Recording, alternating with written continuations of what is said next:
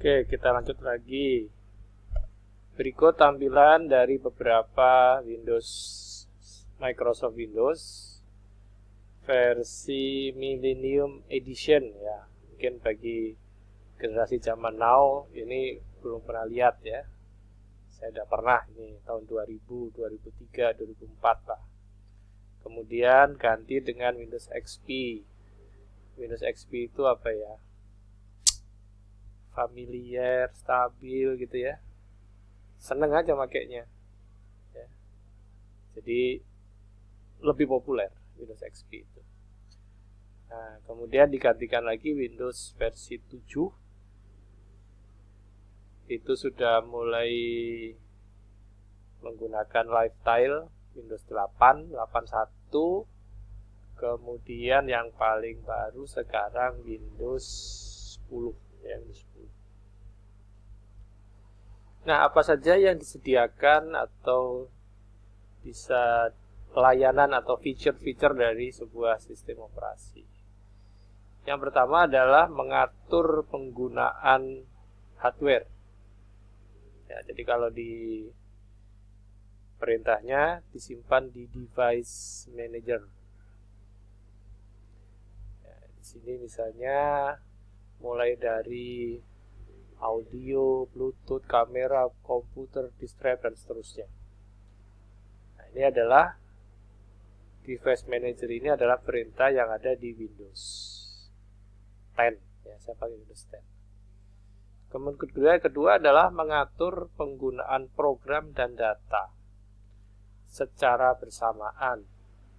Maksud bersamaan adalah bagaimana kalau kita ngetik di MS Word, ngetik itu kan program ya, aplikasi pengolah kata. Terus kita save. Nah, berarti kita minimal punya hardware hard disk atau SSD atau flash disk. Nah, ini gimana supaya bisa terintegrasi dengan baik, termasuk juga pada jaringan. Nah, kalau jaringan berarti Windows-nya harus support jaringan juga. Kalau di zaman dulu itu namanya Windows NT, mana tadi? Ini Windows NT Server. Ya. Kalau sekarang Windows tadi itu harus diinstal di server dan kita terhubung ke jaringan lokal atau server sebagai klien ya, sebagai klien. Yang berikutnya adalah mengamankan data. Kata mengamankan bisa berarti Anda bisa pasang password, Anda bisa pasang antivirus ya. Khususnya ketika Anda menggunakan jaringan, maka setiap pengguna, setiap user itu harus punya hak akses ya. Seperti halnya kita masuk ke sistem email, ditanyakan email akun ID-nya apa, passwordnya apa. Ya, kalau email kita kan tersebar mungkin ya, email kita tersebar, tapi passwordnya kan enggak. Ya, passwordnya harus dihafal masing-masing.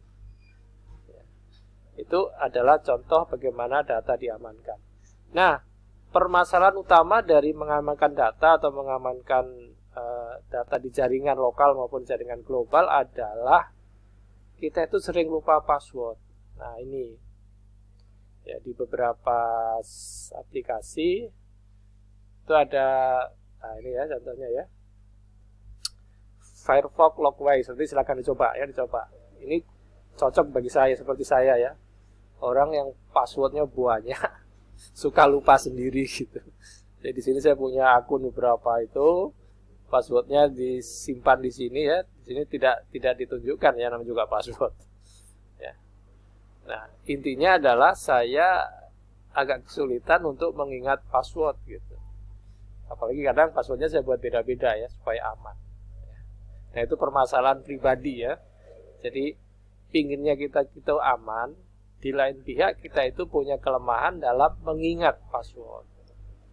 Ini di luar PIN ya, di luar PIN ATM, di luar PIN apalagi. Kalau Anda punya yang non komputer saja, non komputer ya, ATM, kartu kredit, kartu debit, ya. Dan itu semua harus diingat. Gitu. Kemudian penjadwalan penggunaan. Ya. Ini yang paling gampang itu, kan Hafiz dulu itu pernah namanya defrag dulu ya, defrag. Terus itu dijadwal. Ya. Termasuk antivirus. Antivirus juga bisa diatur, nyekennya itu bisa per hari, per bulan, dan seterusnya. Ya. Jadi kita bisa gunakan untuk mengatur jadwal scan hard disk, ya. Terus bisa juga alarm atau kapan apa penjadwalan ya, kalau di namanya apa itu, personal assistant manager. Jadi kayak kita hari ini ada janji dengan siapa jam berapa, nah itu bisa dipakai ini. Ya. Kalau softwarenya sih pakai Outlook ya, pakai Outlook. Kita coba Outlook ya. Nyala nggak gitu ya? Karena kan kita nggak selalu pakai ya. Nah, di Outlook itu ada yang pakai, ada yang tidak. Gitu. Jadi kalau misalnya kita udah, nah ini ada passwordnya. Ya. Jadi saya tergabung ke Outlook, tapi ya tadi itu kadang-kadang lupa passwordnya. Tapi yang jelas harus bisa masuk ke sini ya. Oke, itu contoh aja. Nah, di sistemnya itu masih pernah saya buka itu ya, tapi saya tutup lagi itu. Oke, next, mempermudah. Ya, ada kata mempermudah. Mempermudah artinya ya tergantung kita ya. Kita harus pelajari dulu. Gitu. Jadi mempermudah itu misalnya kalau Windows Anda terinstall lengkap, ya aplikasi-aplikasinya, misal Anda buka apa PDF ya, itu harus diinstalnya di OS-nya. Ya. Jadi kalau OS-nya nggak support, nggak mau, ya nggak kita bisa pakai gitu ya. Setiap program aplikasi harus dapat menentukan sendiri ya, prosedur input, output, dan seterusnya. Maksudnya apa ini? Menampilkan data di layar, di monitor. Perintah di Office sama perintah di Photoshop beda. Ya, meskipun bahasanya mirip ya, Nah, itu yang bertanggung jawab siapa? Ya, OS-nya. Ya, OS-nya. OS-nya yang bertanggung jawab. Oke, mendeteksi kesalahan berarti mengingatkan. Ya. Jadi kalau komputer Anda mulai panas, mulai lambat, itu berarti itu fungsi dari sistem operasi. Ya. Sebelum hang, sebelum berhenti, ya, sebelum panas. Jadi tahapan-tahapan ketika hardware kita bermasalah itu biasanya yang biasanya memberikan perintah itu lancar, tiba-tiba jadi lambat. Yang kedua, panas berlebih, ya. Dipegang laptopnya kok rada kerasa anget gitu. Habis itu ada gejala yang tidak normal. Ya, misalnya sampai muncul layar biru, kalau istilahnya kalau di Windows itu blue screen. Itu berarti ada kesalahan yang rada parah gitu. Tapi ketika dia bisa restart sendiri gitu, tanpa campur tangan kita, maka itu bisa dikatakan masih mungkin, tidak terlalu parah. Tapi ketika sudah restart sendiri dan ditekan tombol tertentu untuk restart nggak bisa, atau dalam kondisi terparah tidak bisa booting lagi, nah berarti itu errornya kelas menengah ya, menengah. Yang kelas tinggi gimana? Nggak bisa booting, nggak bisa muncul desktop. Ada lebih parah lagi? Ada, terbakar, keluar asap. Tapi biasanya di PC biasanya. Saya pernah sekali, mungkin harddisknya salah pasang antara kabel data dan kabel daya, power sama data. Terus tiba-tiba ada asap putih gitu. Terus kan pertama biasanya panas, tadi ya saya sebut panas. Yang kedua bau terbakar, ya, bau terbakar, ada asap. Ya, makanya kalau hang itu Anda harus bersyukur ya, karena itu adalah warning daripada terbakar. Tapi biasanya di PC ya, jarang kalau di laptop jarang. Kalau di laptop itu biasanya kabel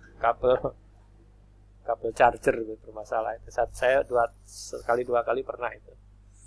Jadi kabelnya tidak bagus atau terkelupas atau rusak karena panas berlebih ya, sehingga mengakibatkan panasnya itu mengganggu ya tadi itu ya, panas berlebih jadi terbakar.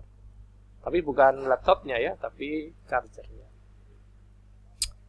Sejarah singkat OS dimulai di tahun 60-an ya, 60-an. Jadi barengan sama generasi hardware-nya, generasi komputernya. Nah, perbedaannya adalah kalau di awal-awal sistem operasi itu tidak dipakai secara personal. Kan komputer kita namanya PC ya, personal komputer.